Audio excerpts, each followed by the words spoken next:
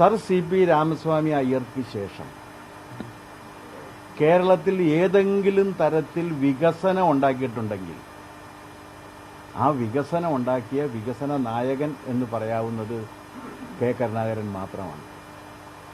ഇന്നിപ്പോൾ നമ്മളെല്ലാം ആഹ്ലാദത്തോടുകൂടി പറയുന്ന, അഭിമാനത്തോടുകൂടി പറയുന്ന അന്താരാഷ്ട്ര വിമാനത്താവളവും ഇന്റർനാഷണൽ സ്റ്റേഡിയവും അടക്കം, ഗോശ്രീ അടക്കം ഒരു വികസനത്തിന്റെ കാഴ്ചപ്പാട് ഉണ്ടാക്കി കേരളത്തെ ആധുനികമാക്കാനും സമകാലികമാക്കാനും ഒരുപോലെ പരിശ്രമിച്ച നേതാവാണ് കെ കരുണാകരൻ.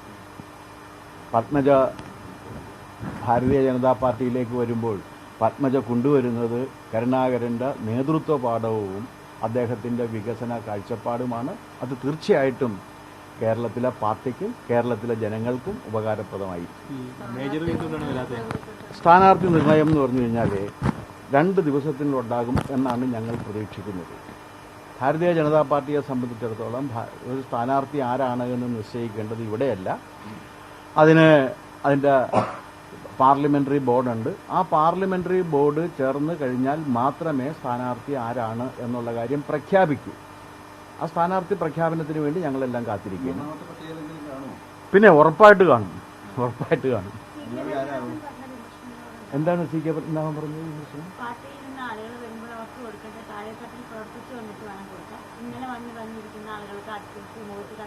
അല്ല, അങ്ങനെ ഒരു ജനാധിപത്യ സമ്പ്രദായത്തിൽ അത്തരത്തിലുള്ള അഭിപ്രായങ്ങൾ കാത്തുസൂക്ഷിക്കാൻ എല്ലാവർക്കും അവകാശമുണ്ട്. CK പത്മനാഭനും അവകാശമുണ്ട്. അത് അദ്ദേഹം പറഞ്ഞ അദ്ദേഹത്തിന്റെ അഭിപ്രായമാണ്. കോൺഗ്രസിലെ ഏറ്റവും വലിയ 2 നേതാക്കളായിരുന്നു AK ആന്റണിയും അതേപോലെ തന്നെ കരുണാകരനും. ഇവരുടെ 2 മക്കൾ അവര് തമ്മിൽ അതേ സംഘടനയിൽ ഇരുന്നു കൊണ്ട് തന്നെ പോരടിച്ചവരും കൂടിയാണ്. എന്നാൽ ഈ അവരുടെ മക്കൾ 2 പേരും ഒരേ യോജിപ്പിലെത്തി ഒരേ പാർട്ടിയിലേക്ക് വരാൻ BJPക്ക് നിർണായക പങ്ക് വഹിക്കാൻ സാധിച്ചിട്ടുണ്ട്. പിന്നെ അതുകൊണ്ടല്ലേ 2 പേരും വന്നത്.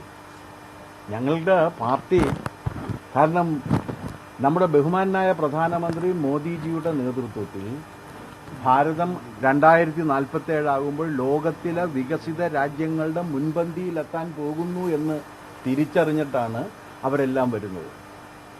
കാരണം അവർക്കെല്ലാവർക്കും ഭാരതീയ ജനതാ പാർട്ടിയും മോദിയിലുമുള്ള വിശ്വാസമുണ്ട്. ആ വിശ്വാസം കൊണ്ടാണ് അവർ വരുന്നത്. അനിൽ ആന്റണിയും പത്മജയും യോജിക്കുന്നുണ്ടോ? പിന്നെ വളരെ യോജിപ്പില്ല. അവര് ഇപ്പോഴെന്നല്ല, ആന്റണിയുടെ മകനെന്ന നിലക്കും കരുണാകരന്റെ മകൾ, ലീഡറുടെ മകളെന്ന നിലക്കും അവരെത്രയോ ഹൃദ്യമായ ആത്മബന്ധമുള്ളവരാണ്. അപ്പൊ പിന്നെ എന്താണ് യോജിക്കുന്നുണ്ടോന്നൊരു ചോദ്യം തന്നെ അപ്രസക്തമാണ്. ഈ ഒരു ക്ലാസ് മണ്ഡലം എറണാകുളത്ത് ഈ കാൻഡിഡേറ്റിനെ പ്രഖ്യാപിക്കാനായിട്ട് ഉള്ള താമസം ഇവിടുത്തെ തന്നെ തർക്കങ്ങളാണ്. ഒരു തർക്കവും ഇല്ല ഇവിടെ, ഒരു തർക്കവും ഇല്ല. അത് ഒരു കാര്യം ഇതിനു വേണ്ടിയിട്ട് ANR ഒക്കെ നിന്നിട്ടുണ്ട്. കുറെ പേരുടെ അവരടക്കമുള്ള ആൾക്കാരുടെ പേര് പോയിട്ടുണ്ടെന്ന് പറയപ്പെടുന്നു. അല്ല, എനിക്ക് പേര് ഇന്നലെ കേട്ടത് കാൻഡിഡേറ്റ് ആയി എന്ന് പറഞ്ഞു. അല്ല, എനിക്ക് എന്റെ പേര് പോയിട്ടുണ്ട് എന്നുള്ളത് നിങ്ങൾ പറയുമ്പോഴാണ് ഞാൻ അറിയണം. ഞാൻ അറിഞ്ഞിട്ടില്ല എന്നുള്ളത് സത്യസന്ധമായി, വീണ ചിരിക്കണ്ട, അറിഞ്ഞിട്ടില്ല എന്നുള്ളത് സത്യസന്ധമായി പറയണം. സത്യസന്ധമായിട്ട് പറയുന്നു. എനിക്കറിയാമെങ്കിൽ ഞാൻ നിങ്ങളോട് പണ്ടേ പറയില്ലായിരുന്നോ? എന്താ നിങ്ങൾ ഈ പറയണ? അത് രഹസ്യ സ്വഭാവമാണ്. നിങ്ങൾ പറഞ്ഞിട്ടില്ലല്ലോ.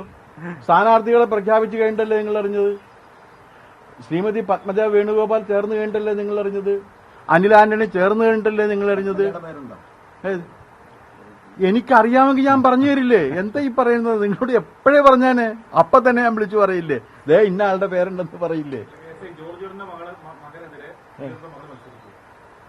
ജോർജ് ഈഡന്റെ പാർട്ടിയല്ല അതൊക്കെ തീരുമാനിക്കണം. ആര് മത്സരിക്കണ്ട എന്നുള്ള കാര്യം. അല്ലാണ്ട് വ്യക്തികളാണോ?